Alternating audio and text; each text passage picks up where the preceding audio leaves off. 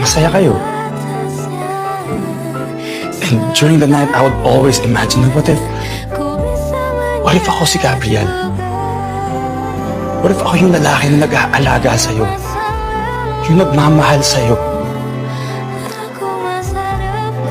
Tapos namatay siya. And Gabs, araw-araw kitang nakikita na malungkot ka. Na mag-isa ka. And Gabs, I would always imagine na nilalapitan kita at ako yung mag-aalaga sa'yo. Gabs, I don't want to be just your best friend. Let me be Gabriel for you, Gabs.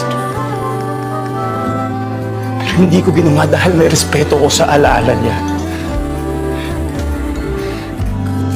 Gabs, panahon na